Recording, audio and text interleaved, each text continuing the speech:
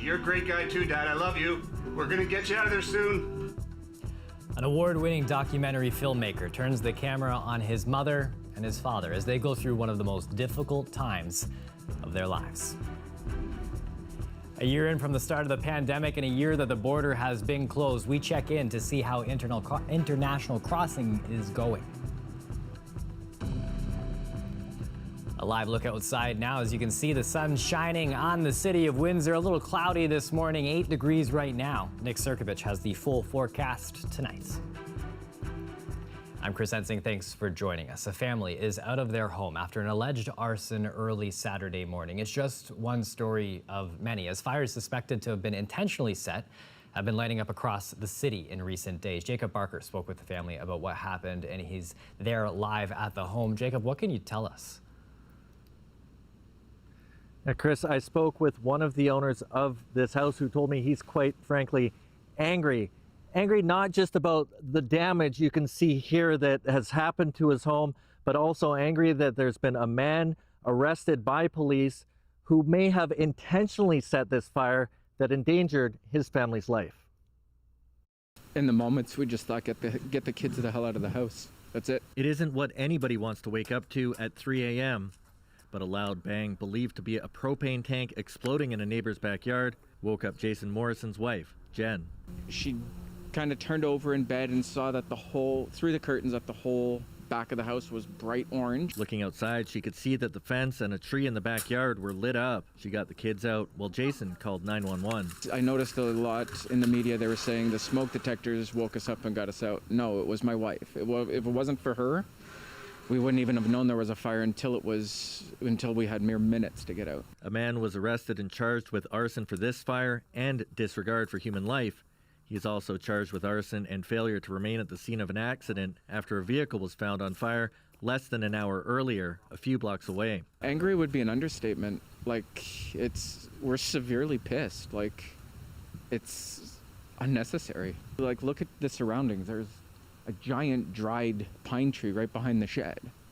It doesn't take a brain cell to realize how stupid and how bad of a move it was. The house isn't written off, but the back needs to be rebuilt and the basement has water and smoke damage. The family does have insurance. Morrison says if they're lucky, they'll be back in the house by Christmas. But more importantly, the fire has been a wake-up call.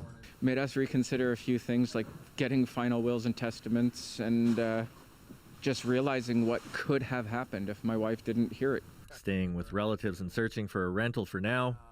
Thankful for the help they've got online and from those they know. The outpouring has been amazing. We've got people from my work that have gone above and beyond just to try to help get us set up. People from my wife's work, people from even Windsor Car Spotters, which is a Facebook page, people on Forest Glade Community Spotters. It's been amazing. Well, yesterday we told you about 9 fires in the community, including this home the police believe to have been intentionally set. So far, there's been one other arrest for a fire set inside a hotel on the 8th. Police say they are continuing to actively investigate these fires and are asking for any information to be passed along to them or Crime Stoppers. Chris. Thanks, Jacob. CBC's Jacob Barker live tonight. Now, as Windsor Essex deals with this pandemic, another reminder today of the opioid crisis in our community. The Windsor Essex Community Opioid and Substance Strategy has sent out an alert warning about the high rate of drug-related overdoses. Between March 9th and 15th, there were 27 overdose-related emergency visits in Windsor. 7 were specific to opioids. 5 involved fentanyl. The organization, along with its partners, are monitoring the increase and looking into these reported cases.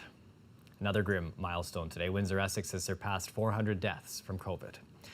Today, 3 more people have died, all of them in the community. 2 men in their 70s and a woman who was in her 80s. Today, there's 32 new cases of COVID-19. Vaccinations, they continue in our region. Today, about 47,500 doses have been administered overall. About 12,000 people have received both shots. Now, as vaccinations continue, there were problems with the province's online system. The Ministry of Health says it's worked out the technical glitches. Locally, people will still use the local health unit's booking system. The provincial site went live yesterday morning for people aged 80 and older, but some users and health units reported errors with that system. Booked my first senior very quickly, quite seamlessly, but then every other senior after that, there was a plethora of error messages. And one of those error messages told users their booking form had been tampered with. Other people were told there were no appointment slots available. People who called the phone line to book their shots were also kept on hold for hours.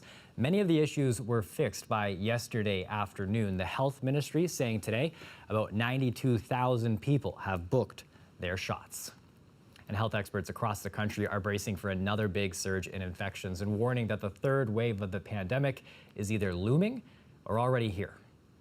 The Ontario Hospital Association put out this tweet yesterday saying that the province is now in the third wave. It's based that on data from Ontario's Science Advisory Table showing ICU numbers trending upward.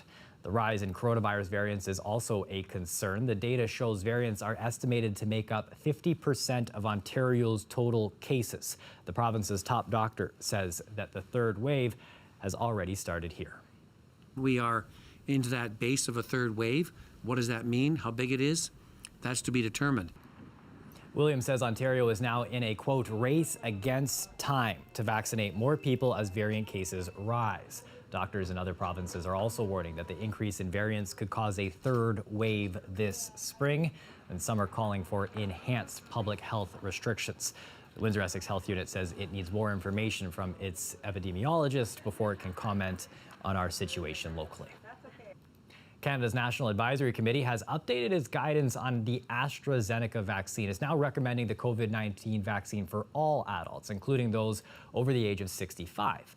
But in Europe, more than a dozen countries have suspended its use altogether, citing potential health concerns. The EU regulator says it has not seen any evidence that the vaccine causes blood clots. So while the investigation is ongoing, we are still firmly convinced that the benefits of the AstraZeneca vaccine in preventing COVID-19 with its associated risk of hospitalization and death outweigh the risk of these side effects. And yet still, the agency is looking into these reports and plans to make its findings public on Thursday. There's about 37 cases of unusual blood disorder out of more than 17 million people who have received AstraZeneca. Some experts suggest the disease, COVID-19 itself, is likely to have caused that rather than the vaccine. Canadian health officials say the rate of adverse events in our country is small, about the same as what's seen in the general population. They also say this country's batch and supply of AstraZeneca is different from Europe and that it comes from India. Now, as more COVID-19 vaccines gets into the arms of Canadians, all 4 of Canada's approved vaccine makers are looking at potential booster shots in the future. Now, they wouldn't target that new variants of the virus. They would do something similar to the seasonal flu shot. CBC's Hannah Thibodeau has the details. Julio knows the importance of getting his COVID-19 vaccine. Happy. It's a relief. And what are he and his wife Georgette looking forward to now? For the second one, that's for sure. And it's likely that a COVID-19 booster shot will be needed down the road. And it could eventually look like the flu shot campaign. One is if the excellent immunity that we get from the vaccines seem to wane over time, and we need to boost the immune response. The other possible reason why we might need a booster, so to speak, is if these variants that we're seeing become more and more problematic and they spread in a way that make us fear that we need a slightly revised vaccine down the road. Immunity response is high for all 4 vaccines approved in Canada, but the companies are still adapting. I think J&J, as well as all of the other vaccine manufacturers, are exploring the potential of developing revised vaccines that include the B1351 variant, the resistant variant from South Africa, or others.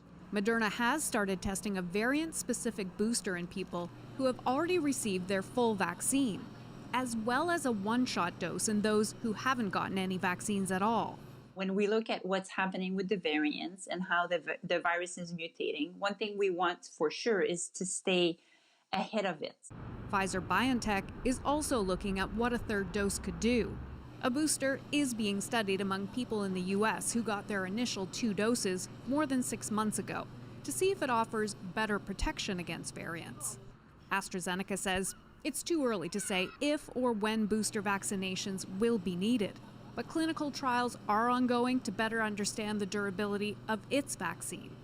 A tweaked vaccine that will be used as a booster will still need regulatory authorization from Health Canada. Hannah Thibodeau, CBC News, Ottawa. The Downtown Mission is working to reopen their closed locations. They closed the normal locations because of a COVID-19 outbreak, while at times operating a makeshift shelter at the former library building. Now, these buildings were closed about a month ago, sending the Mission, the city, and service providers scrambling for a solution. The health unit today confirmed that they're working with the Mission to reopen their normal locations, but wouldn't disclose specific details about reopening plans. Windsor's mayor says he hopes the service at the Missions are offered again soon. We were concerned about the spread of COVID-19, and in fact, we were right to be concerned because 8 of the 15 people that Mr. Dunn walked down to the Aquatic Center ended up testing positive for COVID-19. And so we had mechanisms in place to help prevent that, to help deal with a very complex population at a complex time. And the efforts that he showed certainly were not helpful. They actually were harmful to individuals who then contracted COVID-19. The people who were treated and worked at the St. Clair College Field Hospital are the focus of a documentary that's premiering tonight on TVO. The central characters are a local filmmaker's own parents. His father spent 46 days inside of the field hospital while his mother was homebound because of COVID-19 protocols. Here's Matt Gallagher and his mother, Joan.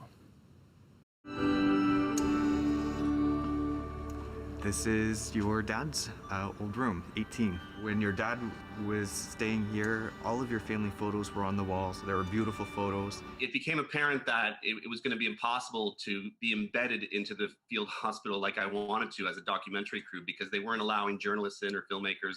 But then a week later, my own father was diagnosed with COVID-19 and he was sent to the field hospital. So that sort of changed things for me. I was so anxious to be able to talk with him, you know, and we tried the phone, and I have a little hearing problem, and I think that just wasn't working out. So my role, Matthew brought it up. He said, "Why don't you write a letter, Mom?" "Oh, you look really good." "I sent you a nice letter." "Did you?" "Yeah." "Do you like listening on the earphones, Maury? Do you want to listen to the letters I wrote you?" You're a great guy too, Dad. I love you. We're gonna get you out of there soon. It's really hard to make a documentary on your family when they're going through such a difficult and challenging and horrible time in our history. I mean, when I found out that my dad had COVID, my instinct wasn't to make a documentary. In fact, when we pitched the documentary, I was secretly hoping that they would say no. But they said yes very quickly, and so with that green light from TVO, we just quickly went into production and started to document what was going on with my mom and dad. I mean, they all started out there with an unknowingness, you know. It was all new to everybody: doctors, nurses, PSWs, and everybody, and they worked so well together as a team. You could just see that there was no, you know, they were helping each other. And there was one little part of the film that my husband was giving the warm-up talk to a team for his football. And on the board he had written, "When we are together, we're not afraid." And I just thought, you know, that teamwork meant so much. You can see when the people talk, and, you know, that it sure helped getting through it, you know. Sure to be a powerful documentary tonight at 9 on TVO. Working out who is essential enough to cross into the United States has been a big issue lately. We've shared stories about those in the construction and auto industry that have had troubles. Today, the head of the Automotive Parts Manufacturers Association met with the federal minister responsible for the border. Flavio Volpe tells me that it was a good meeting with a working group struck to find a better solution. You mentioned a simple solution. Is that to go back to where it was during those early days in the pandemic when you sorted that out? Well, what happened is the rules never changed. But because the tension changed, you know, the early days of the pandemic, we voluntarily closed the business. We were declared essential, but we didn't. We said, look, we've got to understand what the threat is, and then we've got to reconfigure our businesses. By the time we voluntarily reopened our businesses, the first peak had dipped. The tension at the border was a lot shorter than a lot lower than it was in March and April. By the time we got back to June, so it kind of it moved smoothly. It wasn't sticky. By the time the second wave came around, and the numbers on the second wave are 2-3 times higher than the first wave, border guards who are just doing their jobs, who don't have a absolute clarity on what essential work is in the automotive business, were left to their discretion. And sometimes what you would have is the same executives or the same technical specialists going through the same border points, but having different agents on different times and being asked to quarantine versus not. But we don't have big bullpens here, right? You know, you're going to send out that relief pitcher. You may have another one, but you don't have 4 or 5. And so there's less and less confidence that we can run those cross-border businesses from this side. Well, as soon as you start biasing those meetings and those specialists to the Michigan side, then, you know, at this critical time when new business is being decided or we are having conversations of continuation and you're not at the table, I mean, I don't have to tell you what the result is. Yeah. We've heard about conversations about, you know, not today to open that border, but there's also been conversations around a partial reopening. Did you get any sense of what that might be? I got a real sense of how concerned they were about the fact that we are seeing an increase in cases with the new variants, and that in spite of the fact that everybody is confident that they see a vaccine, they're worried that the wider confidence doesn't reconcile with the new risk. We agreed with that. They talked about a light at the end of the tunnel. You know, we've heard that publicly. We heard it privately as well. And we're talking about months. But I think there's an acknowledgement from both sides of that conversation today that neither one of us had a finger on the pulse, whether that meant May or that meant July, and what a partial reopening looked like. We concentrated today on, let's make sure that we can get the people that run our businesses and service the business back and forth. So at the very least, while you figure out the wider border, we make sure that our businesses stay healthy and keep employing the people who are worried about the public health. A new mural was unveiled on the walls of the Via Italia Community Gardens, part of an initiative to promote the culture and businesses of Windsor's Little Italy.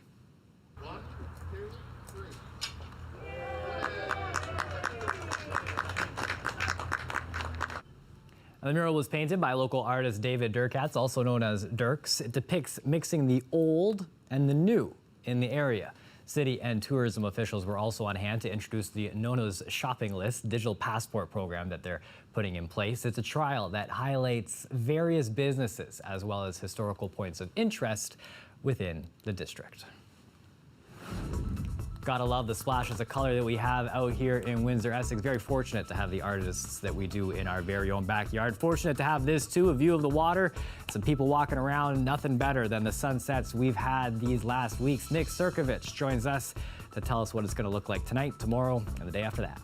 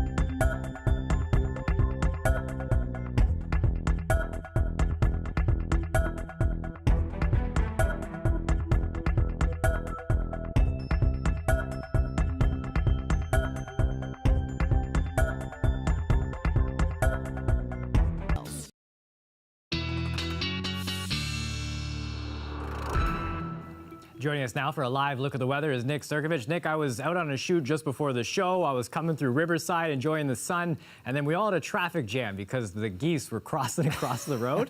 And there's nothing better than a nice spring day when you're able to pause on purpose. It was nice to enjoy. Yeah, no doubt about it, eh? Well, and we hit double digits today in southwestern Ontario and Windsor.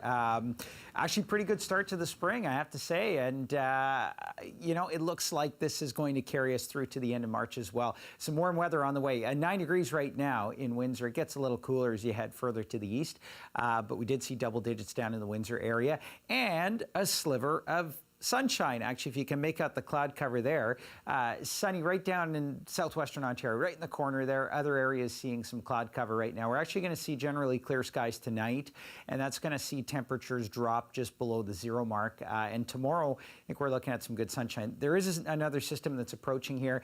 That looks like it is just going to skirt past the Windsor area for Thursday. So I'm expecting a few showers, but after that, we're back into the sunshine once again. So here's how the forecast plays out. We've got clearing sky cover or clear sky cover, depending on where you are, and that's going to see temperatures drop this evening. Tomorrow, largely sunny skies in southwestern Ontario, kind of on and off cloud cover a little bit further to the north and to the east. Then cloud cover again for Thursday morning. And this system shoots across. Now, there's a bit of a balance between high pressure that's moving in and this low pressure that's pushing up.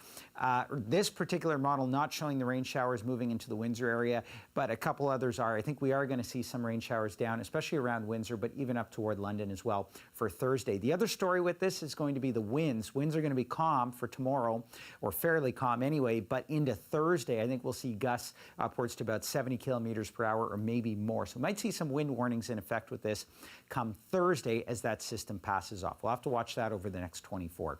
For tonight, though, -3 degrees down in Windsor, -3 pretty much everywhere here. As we head through tomorrow, temperatures not just double digits, but into the low teens at 13 and lots in the way of sunshine. Bit of a dip in temperatures with those rain showers on Thursday and lots of sunshine into Sunday as well with that high pressure. Looks absolutely I'd like to put a perfect 1 here for you in front of the Friday. I can't, but anyway, it's short-lived.